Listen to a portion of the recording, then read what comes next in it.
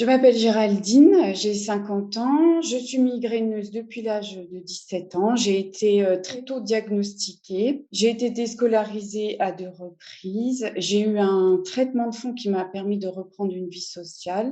Ensuite, j'ai intégré l'école d'infirmière. Là, il y a eu une aggravation des troubles. De même, quand je suis devenue infirmière, de nouveau aggravation parce que j'étais avec des horaires très anarchiques en 3-8.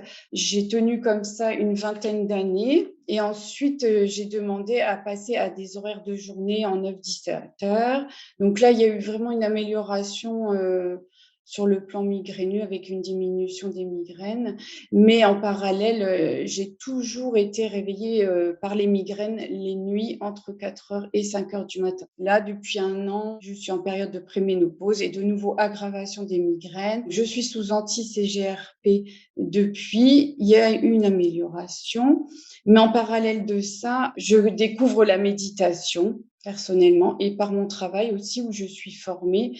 Et du coup, ça va quand même m'aider à gérer toutes ces crises-là, à prendre de la distance par rapport à la douleur. Du coup, je vais pratiquer très régulièrement et dès que j'en ressens le besoin ou dès que j'ai des signes de migraine, j'essaie de très rapidement me mettre en méditation. Et c'est vrai que ça fait pas disparaître la migraine, mais moi, ça me permet quand même de mieux les gérer et de gérer mes émotions. J'étais diagnostiqué migraineux vers 32-33 ans. J'en ai 37 maintenant. Je travaille sur mon alimentation, sur mon hygiène de vie et mon principal déclencheur chez moi, c'est le stress. Et le meilleur outil que j'ai trouvé pour gérer mon stress, c'est la méditation. Donc, j'ai essayé, avec l'aide de Facebook, de trouver des applications pour m'aider à méditer, pour découvrir la méditation. Il y a des applications qui sont très bien faites pour ça. J'ai suivi une petite formation, des petits ateliers près de chez moi, 5-6 soirées. C'est très simple et ça fait un bien fou. Donc, comment moi je pratique? J'ai mon petit rituel le matin. Donc, le matin, je me lève, je prépare mes affaires, etc. Je m'occupe de tout ce que j'ai à m'occuper, puis je pars. J'arrive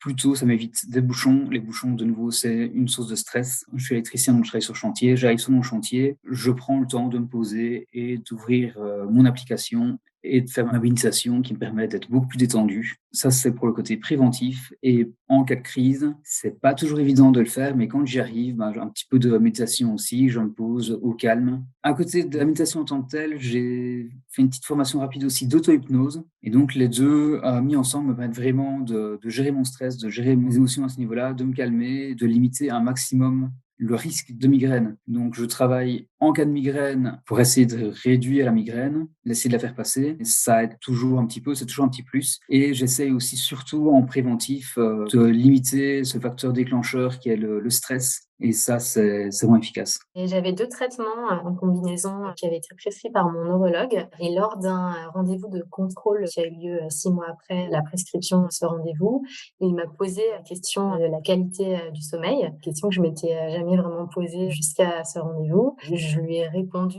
que la qualité du sommeil était légèrement dégradée, que je faisais un peu, de cauchemars et que mon conjoint m'avait rapporté, des épisodes qui s'apparentaient à du somnambulisme où, je pouvais parler, me redresser dans le lit et même moi-même, j'avais déjà, remarqué, des petits épisodes, notamment un lors duquel je rêvais comme dans un film d'action en train de sauter d'immeuble en immeuble. Sauf que, ce jour-là, j'étais en réalité debout sur mon lit et j'ai sauté et je suis tombée par terre et je me suis réveillée en me faisant un peu mal. J'ai raconté cet épisode à mon neurologue et il a été un peu, surpris et il m'a dit que ça pouvait être un des effets secondaires, de ce traitement qu'il m'avait prescrit. Il m'a donc adressée à un centre, du sommeil, qui m'a reçue en consultation pendant 2 nuits pour observer, mes mouvements, et pour observer la qualité de mon sommeil. À l'issue de ces 2 nuits, ils ont constaté que j'avais effectivement, des troubles du sommeil, qui étaient en fait des parasomnies du sommeil, lent profond, ce qui justifiait mes cauchemars et mes épisodes et donc on m'a reçue en consultation